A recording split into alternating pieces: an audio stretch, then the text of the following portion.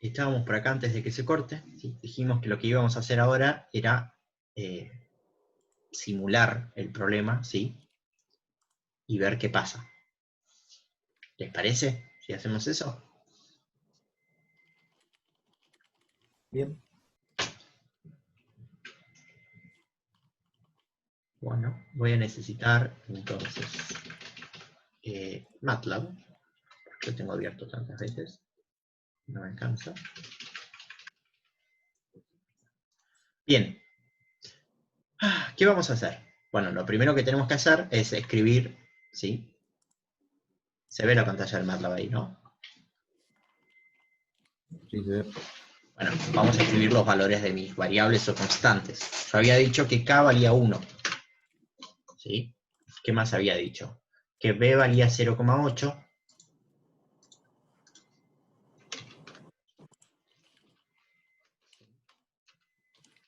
Que la masa M valía 5. Bueno, además había dicho que iba a elegir para simular un paso de H igual 0,1.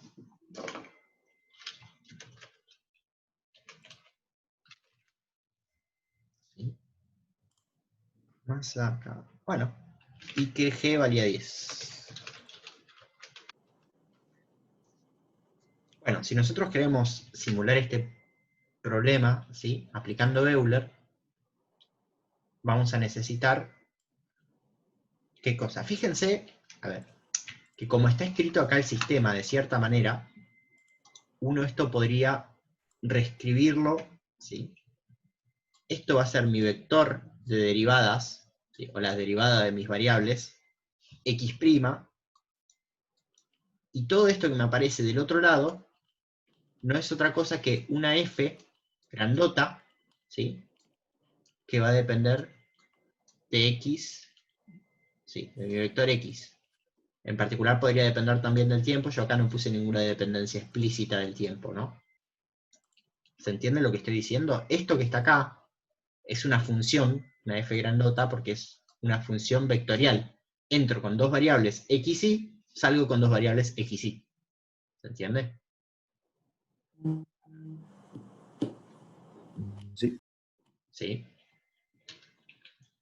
Bueno, entonces, si yo tengo esto escrito así,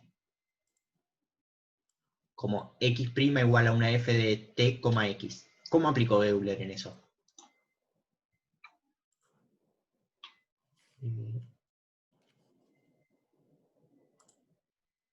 Bueno, aproximo, ¿sí? Como mi x' la puedo aproximar con el cociente incremental, me va a quedar que x en k más 1 menos x en k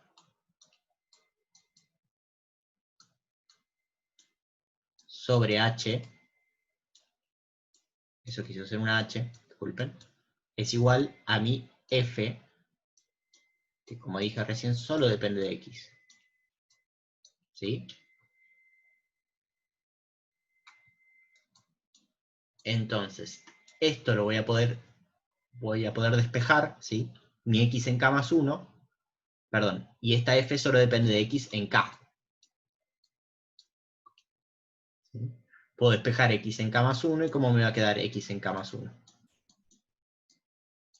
X en k más 1, disculpen por la letra, va a ser igual a la f multiplicada por h, ¿sí? Y esta x en k pasa para el otro lado sumando. ¿Ven que es lo mismo que escribió Javi para Euler? Solo que lo que me cambia es que ahora mi f es una función vectorial que depende de x en k. Ahí. Perdón.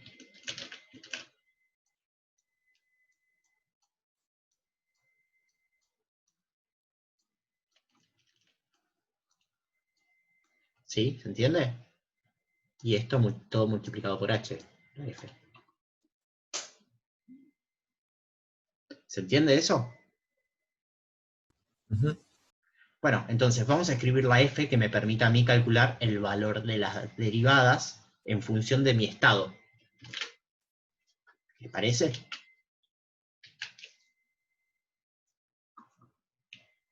Para eso, vamos a MATLAB. Lo puedo dejar ahí, no me molesta. No, porque... sí puedo. Bien. ¿Qué dije yo entonces? Que mi f, de cierta manera, ¿sí?, es una función que va a tomar como entrada mi vector x, y a la salida me va a devolver el valor de la derivada en ese punto. ¿Sí? Entonces, mi f va a tomar como entrada un valor x, y a la salida me va a devolver, ¿sí?, una cuenta con x. No sé cuál es. ¿Sí? Si volvemos a la diapositiva, vemos que esa cuenta que hace con el x como vector, ojo, no como xy, x como vector, es agarra la matriz A, la multiplica por este vector x, y además le suma el vector 0g. ¿Se ve?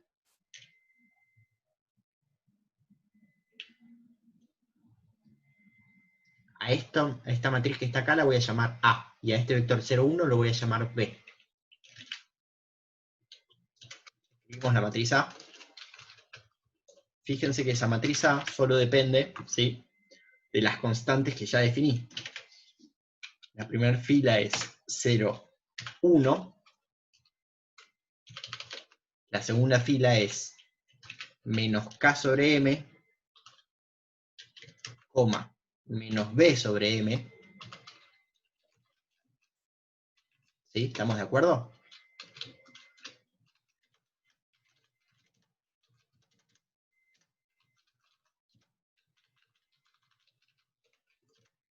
¿Estamos de acuerdo hasta ahí? El b, dijimos que toma la forma 0, 1, vector vertical, ¿sí? Y entonces ahora con el a y el b ya escritos así, podemos calcular el valor de la derivada. Para un vectorcito x, ¿sí?, lo voy a llamar x sub b, ¿sí?, para no perder de vista que es un vector. Lo que voy a estar haciendo con ese x sub b va a ser a por x sub b, y a eso le voy a estar sumando b por g, ¿no? ¿No dijimos que es esa la cuenta? Si yo a la matriz esta la llamo a y a este vector lo llamo b, es a por el vector x más b por la g.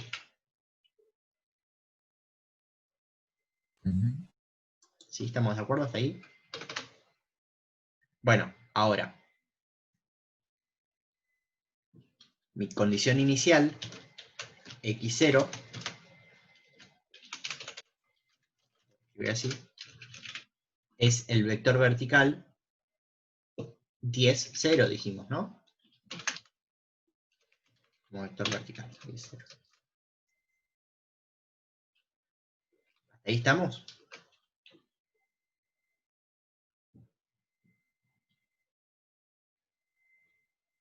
Ya tengo escrito la f, ya tengo mi condición inicial, ya tengo mi paso. ¿Qué me falta hacer? Está todo para calcular la posición tiempo a tiempo, ¿no?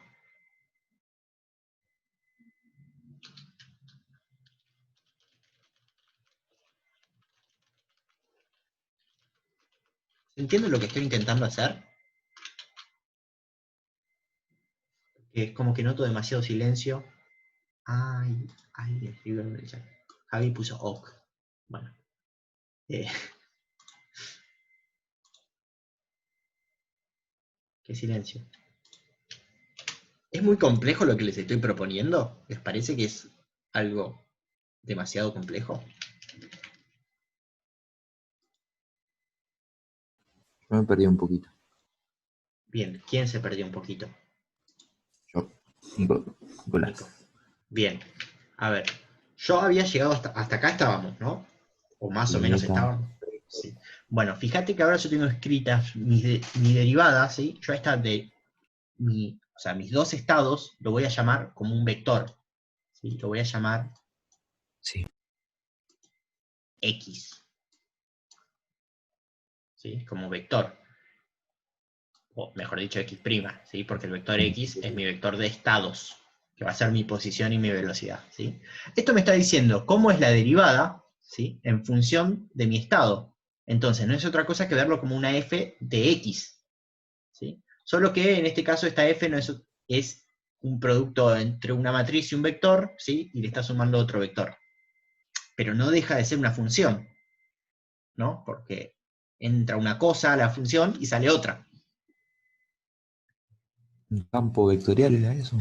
Esto es un campo vectorial, ¿sí?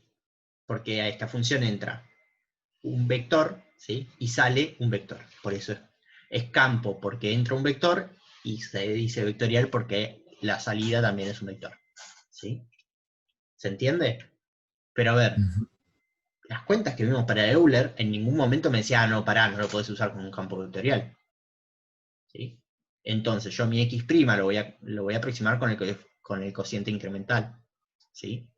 En particular lo puedo hacer, ¿sí? Porque lo puedo hacer para cada renglón de esta ecuación, para cada fila de esta ecuación, donde cada fila es una de las ecuaciones, ¿sí?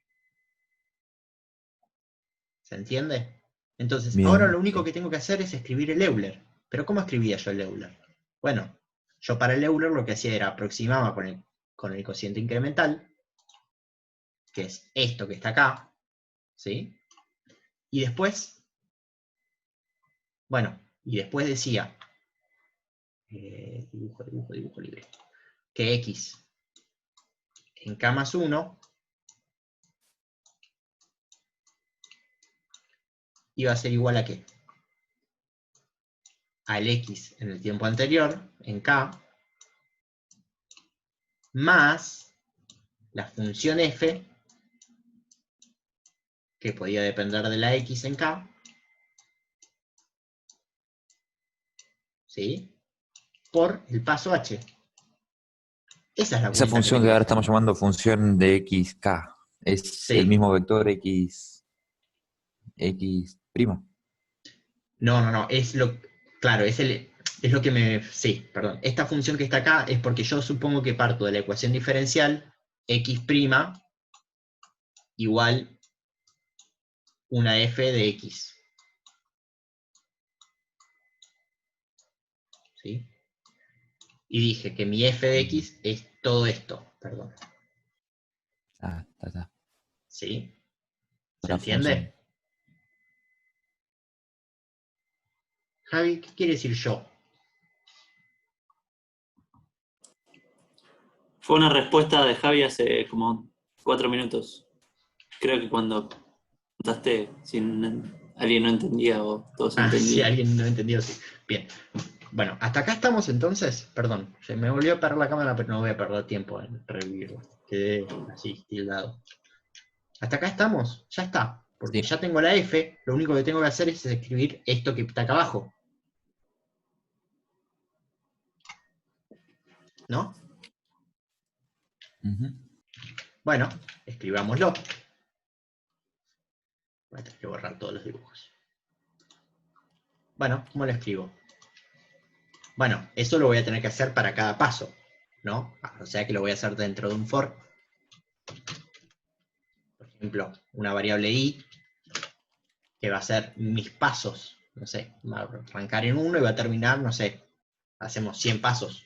Después vemos si hacemos más, si hacemos menos. En principio esto, ¿sí? Y en este for, ¿qué vamos a estar haciendo? Bueno, vamos a estar calculando la x, ¿sí? En el paso siguiente. Pero el paso siguiente, ¿cuál es? El paso i más 1. Si quieren, para que se siga con los dibujitos que había hecho recién, el for lo ponemos en k, ¿sí? Y estamos calculando la x en k más 1. Pero ojo que como estamos trabajando con un vector vertical, acá hay que tener un pequeño cuidado, es que le tenemos que decir, para todos los valores, ¿sí?, de este vector vertical, en el paso k más 1, ¿sí? Eso es un detalle de notación nada más. ¿Sí? Antes habías puesto un k igual 1 también, no sé qué era. Ah, claro, bien. No puedo usar acá k porque k es el valor de la constante elástica. Ah, sí. Gracias.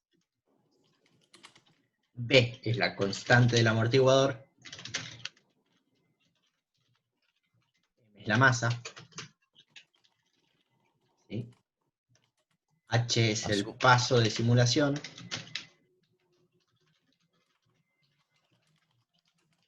y G es la gravedad, ¿sí? Entonces, no puedo usar para el for la variable k, tengo que usar la variable, otra variable, que no sea k, no sea b, no sea m, no sea h, no sea g. Vamos a dejarle ahí. ¿Sí? Entonces, dijimos que la cuentita que tenía que hacer es que x en el tiempo siguiente va a ser igual a x en el tiempo actual, ¿sí? Más ¿quién? Más la f en x, evaluada en x, ¿sí? En el tiempo actual,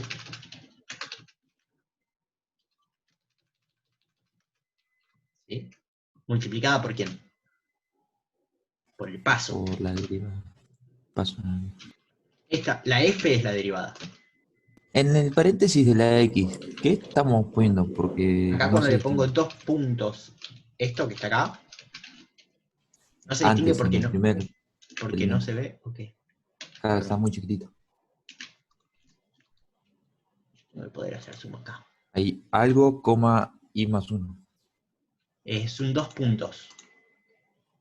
Lo que estoy haciendo... ¿No puedo hacer zoom acá? ¿Por qué no me deja? No me deja hacer zoom. Bueno, lo que estoy haciendo acá, perdón, que no se llega a ver, que es un... ¿No tiene lupa esto? Pues está, si es un 2 puntos, un 2 puntos. Es un 2 puntos, 2 puntos, coma 1. Lo que le estoy diciendo es, vas a tomar todos los valores, ¿sí? A lo largo de la columna con el 2 puntos, ¿sí? A ver, ¿por qué metiendo la pata? Claro, no, sí, está bien. Vas a tomar todos los valores a lo largo de la columna, ¿sí? A lo largo de la columna para la columna i más 1. Y en este caso le estoy diciendo todos los valores a lo largo de la columna para la columna i. ¿Se entiende? Sí. Si yo tengo una matriz como la que está acá, lo que le estoy diciendo es tomar estos valores. O estos valores. Me estoy quedando con una sola columna de la matriz. ¿Sí? La columna con la que me estoy quedando es, en este caso, i más 1 y en este caso i. ¿Sí? Y acá lo mismo. ¿Por qué me estoy quedando con toda una columna? Porque yo estoy trabajando con, o sea, con estados, ¿sí? O mi variable es un vector, no es más una sola variable. Yo podría hacerlo por separado para una variable y después para la otra, pero también lo puedo hacer todo junto. ¿Se entiende? Uno podría también esto escribirlo como dos ecuaciones. Después si quieren lo podemos llegar a hacer eso también. Bien, entonces, lo único que tengo que decirle es mi x en el paso siguiente va a ser mi x en el paso actual más esta f, que no es otra cosa que la velocidad, por el h.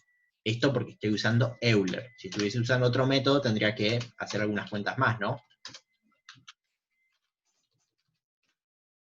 ¿Se entiende? Ujú.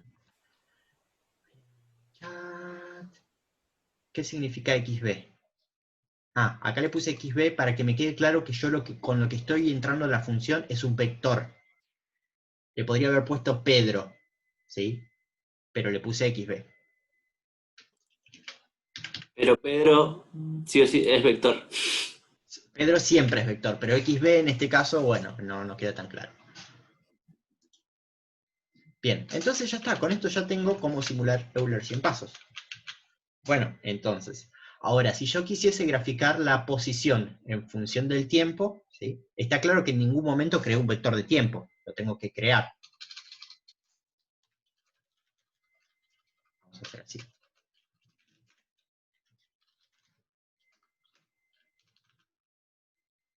Si yo quiero crear mi vector de tiempo, lo puedo escribir como t igual al paso, ¿sí? Por 1, 2 puntos, n pasos. Básicamente acá estoy creando un vector que tiene el valor 1, 2, 3, 4, 5, 6, así hasta n pasos, ¿sí? Y lo estoy multiplicando por h, porque cada h es un paso. Perdón, tendría que arrancar en 0, ¿no? Sí, tendría que arrancar en 0. ¿Se entiende eso? Y si yo ahora quiero graficar la posición en función del tiempo, ¿qué tengo que graficar?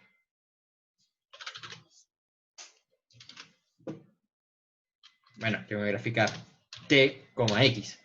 Ahora, todos los x, no. Me quiero quedar con la primera fila de x, porque recuerden que como ahora mi x va a ser de cierta manera una matriz donde cada columna es mi vector de estados, ¿sí?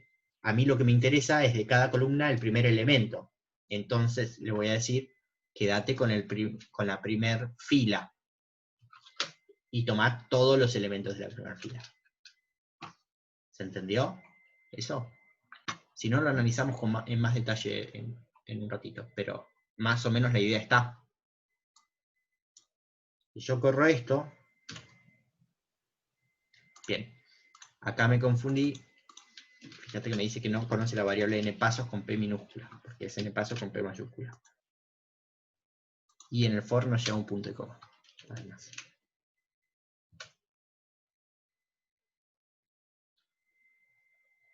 Espérate que a ver si puedo borrar las anotaciones, borrar todos los dibujos.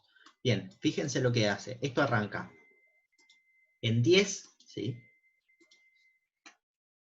Y empieza a crecer, ¿sí? Hasta algún punto y después decrece. Esto mucho no me está diciendo de cómo se comporta mi sistema, ¿sí? ¿Por qué? Porque la cantidad de pasos en la que yo simulé no me está dando información. Acá hay algo que no me gusta.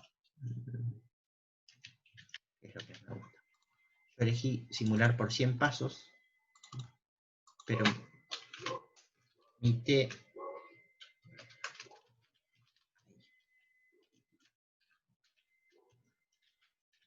Bien. Mi T llegaba como hasta 10 segundos, ¿no? Porque si son 100 pasos de 0,1 segundo, llega hasta 10 segundos. Bueno, simulémoslo un poco más. En vez de 100 pasos, pongámosle 1000. Entonces van a ser 100 segundos. Podríamos agrandar el paso también, ¿no? También podría agrandar el paso, sí. En principio yo acá dejé el paso fijo y lo que hice fue cambiar el tiempo de simulación. Fíjense que lo que está pasando es que esto arranca en una posición inicial. A ver, ¿está la cámara activada ahora? Sí, ¿no? Sí.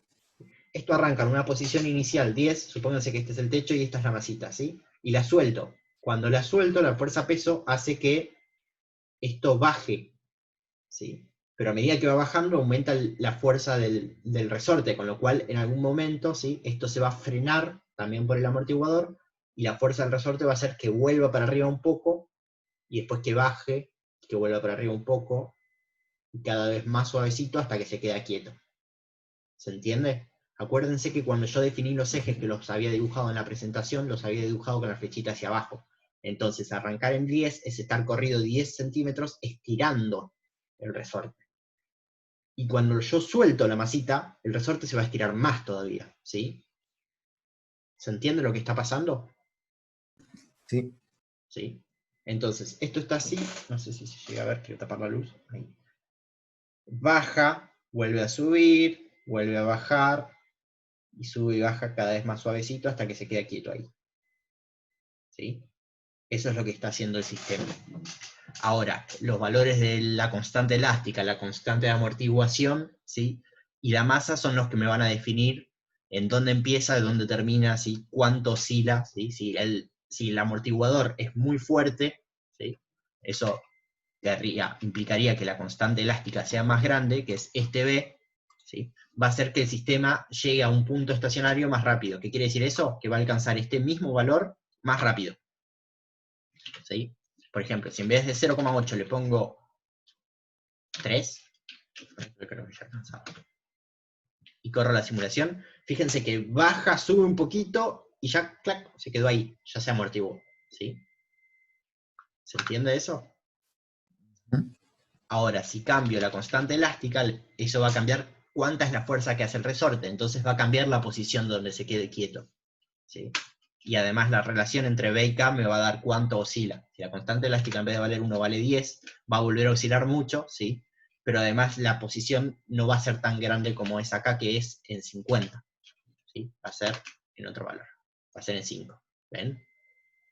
Entonces, dependiendo cómo varían los parámetros de mi sistema, cómo se va a comportar el sistema. Pero lo importante... Baja primero. Sube primero, digo.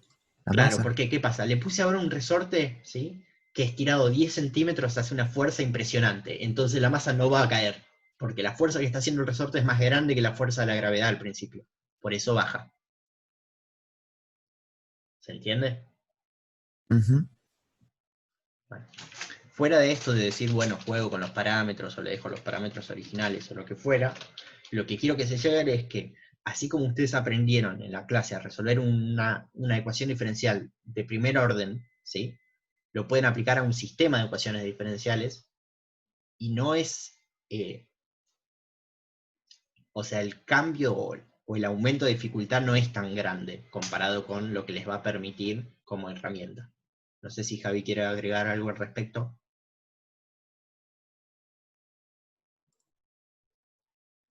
No, está muy bueno. Está muy bueno y yo creo que, bueno, por lo menos, por ejemplo, en física, y la mayoría de los problemas eh, van a tener... En la vida real, la mayoría de los problemas Claro, tienen más de una derivada. O sea, la mayoría de las ecuaciones derivadas, diferenciales son de mayor orden que orden 1, ¿sí? Excepto casos particulares. Como, bueno, puede ser una ecuación diferencial de crecimiento, un modelo sencillo de crecimiento, o de crecimiento, o un modelo de un circuito de RC. Pero, por ejemplo, si el circuito ya deja de ser RC para ser RLC, ya es de orden mayor. Si el circuito tiene más de una resistencia y un capacitor, dependiendo de la configuración, ya es de orden mayor. Entonces, es como que de repente lo que habíamos visto en la clase hasta la clase anterior, empezaba a hacer agua cuando uno empezaba a intentar analizar un par de problemas fuera de lo que eran los ejemplos.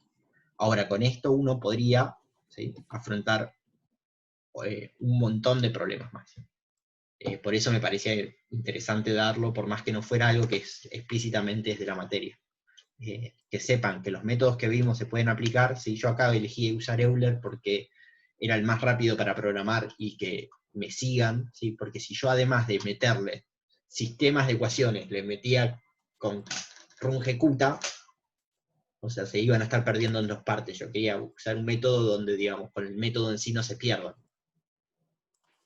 ¿sí? Pero así como aplicamos Euler, se puede aplicar rungecuta sin ningún problema. Se puede aplicar Geun, o se puede aplicar punto medio, se llama el otro, Javi.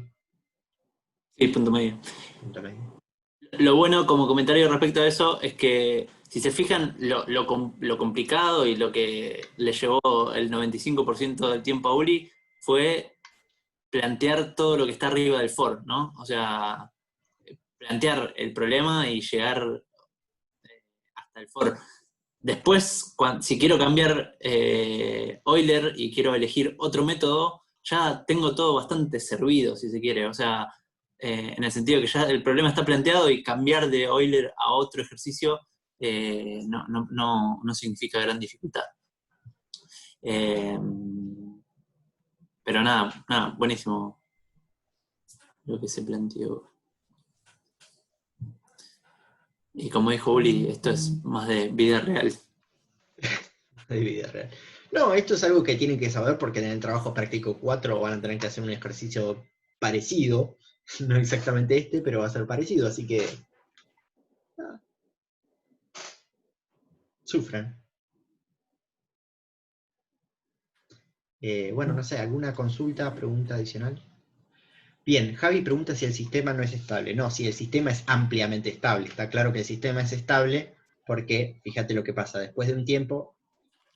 A ver, perdón, hay dos cosas que hay que tener cuidado, ¿no? Una es la estabilidad del sistema, otra es la estabilidad del método, ¿sí? El sistema es estable y el método para el paso que yo elegí es estable. ¿Por qué? Porque después, a ver, el sistema es estable porque porque llega a un punto en el cual se queda prácticamente siempre en la misma posición, ¿sí?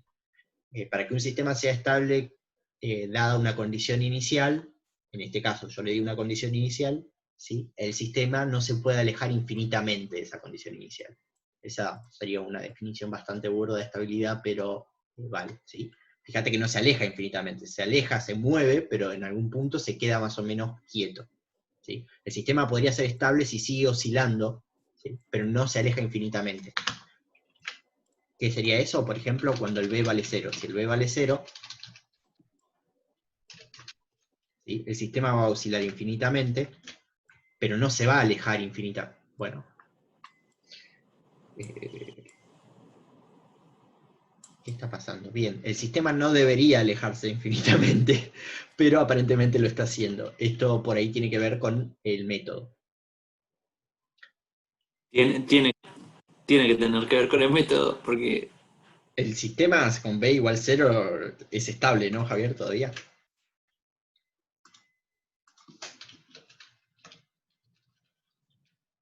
Sí, sí, tiene que ver con el método. Créanme que tiene que ver con Sí, el sí, sí, método. sí, sí. Con B igual 0 no es estable. Con B igual 0, ¿cómo que no es estable? ¿Quién dijo eso? Tiene que ser mayor a 0. ¿Por qué? Porque son las condiciones de estabilidad del sistema.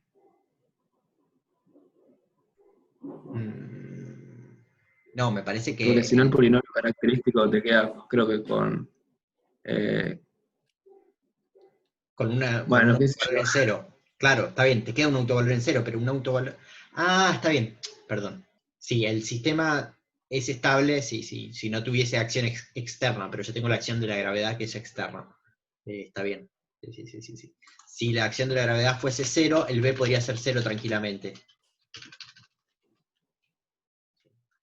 Acá es donde entra la diferencia entre estable e internamente estable. Bueno, me cago en todo. Debería ser constante.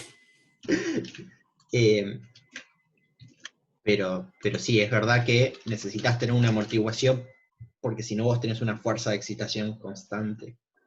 Igual es raro que esté pasando esto. Ah, está bien, el sistema tiene un polo en el origen, así que está integrando. Sí, se va a desestabilizar. Pero bueno, y el método es estable dependiendo del paso. ¿Sí? Si yo eligiera un paso grande, a ver, ¿qué pasa si, por ejemplo, vamos a dejarle B en 0,8, vamos a dejarle las condiciones iniciales y vamos a aumentarle el paso? En vez de 0,1 le pongo 0,5. Probablemente con este paso estabilice también. ¿Ven? Ahora, si en vez de ponerle 0,5 le pongo paso 1, miren lo que pasa. El sistema se está yendo, fíjense que la escala se fue a 10 a la 10. ¿Sí? ¿Qué quiere decir esto? Esto quiere decir que yo desestabilicé el sistema cambiando el paso de la simulación. ¿Sí? Esto está asociado con eso que les mostraba Javi en el PowerPoint, de lo que pasaba con ese 1 menos A por H. Es algo similar, solo que acá no es tan fácil de analizar porque es un sistema de 2x2. Podría hacerse, pero hay que entrar en detalle de autovalores y no lo vamos a hacer. ¿Sí? Pero se entiende que, digamos, una cosa es la estabilidad del sistema, que eso ya lo van a ver en avanzada, y otra cosa es la estabilidad del método de resolución, que eso es lo que, digamos, lo que nos interesa a nosotros ahora. ¿Sí?